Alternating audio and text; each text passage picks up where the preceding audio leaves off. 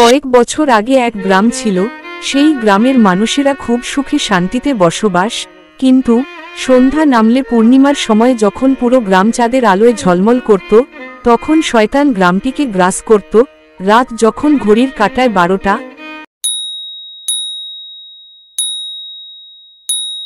তখন শয়তানদের ক্ষমতা 2 গুণ হয়ে যেত। সেই সময় গ্রামের যুবতী বউদের নাম ধরে ডাক দিত,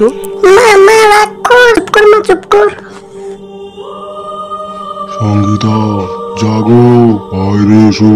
যে শয়তানের ডাকে সাড়া দিত সে শয়তানের বশে হয়ে যেত। তারপর তাকে শয়তান 2 হাতে ধরে উড়িয়ে নিয়ে যায় তার গুহার মধ্যে। তারপর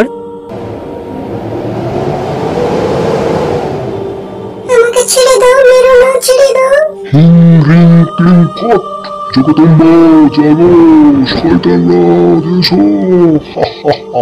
হিম হ্রিম সাহা। দুটো বলি দিলে আমার মুক্তি, আমার আজ্ঞা পালন করো। শয়তান রাজের জয় হোক। গুহার মধ্যে যুবতী বউদের বলি দেওয়া হয়। সকাল হলে গ্রামের মানুষেরা, এইভাবে আর কতদিন চলবে? শয়তানের হাত থেকে আমরা মুক্তি পাবো না। জানি না আর কতদিন আমাদের কয়ভাবে কষ্ট সহ্য করতে হবে। হে ভগবান, এই শয়তান কি আমাদের ছেড়ে যাবে না? তাহলে এই বিষয় নিয়ে মুরল সাহেবের সাথে কিছু কথা বলার আছে, যাতে এর কিছু সমাধান বার করা যায়। তারপর সেখান থেকে সকলে চলে যায়। আবার গ্রামে পূর্ণিমার রাত এলে গ্রামের মানুষেরা খুব ভয় পেয়ে যায়। শয়তান কাউকে তুলে নিয়ে গেছে। কোথায় নিয়ে এলো আমায়?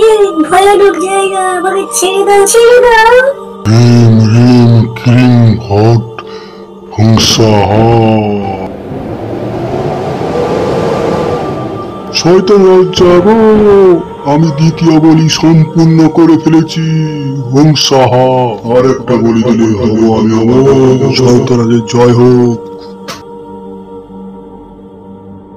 তারপর সকাল হলে অবশেষে গ্রামবাসীরা সবাই মিলে মুল্লো সাহেবের সঙ্গে, এসব কি হচ্ছে গ্রামে? এর কি কোনো উপায় নেই?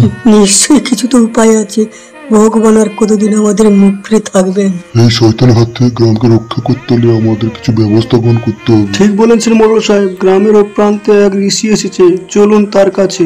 তুমি ঠিক বলছো, গ্রামের শেষ প্রান্তে এক ঋষি এসেছে। চলো তাহলে। তারপর একদিন গ্রামে এক তান্ত্রিক আসে। এই গ্রামে কেউ বাঁচবে না, এই গ্রামকে শয়তান গ্রাস করেছে। আর একটা বলি হলেই শেষ। আপনি আমাদের গ্রামকে রক্ষা করুন, এই শয়তানের হাত থেকে আমাদেরকে বাঁচান, যাতে এই গ্রাম আমাদের রক্ষা পায়। বম বম ভরে শিব শম্ভু। শুনে রাখ তাহলে, শয়তান আর একটা বলি হওয়ার আগেই এই গ্রামে পূর্ণিমার রাতে একটা যজ্ঞ করতে হবে, তাহলে এই গ্রাম শয়তানের হাত থেকে মুক্তি পাবে। কথা বলে সেখান থেকে তান্ত্রিক চলে যায়। তারপর মুল্লু সাহেব হারানের বাড়ির দিকে চলতে থাকে। আরে হারান, তুই ঠিক বলেছিস, সেই মহাপুরুষের আমার দেখা হয়েছিল। তাই নাকি মোড়ল সাহেব? উনি কি বললেন তাহলে? আগামী পূর্ণিমার রাতে উনি আসবেন। এবার তাহলে গ্রামটা মুক্তি পাবে।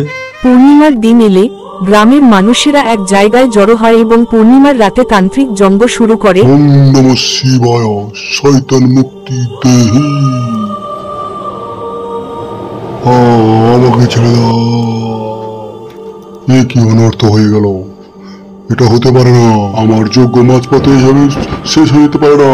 শেষ হয়ে গেছে, তোর শয়তানকে মেরে দিয়েছে ওই ঋষি।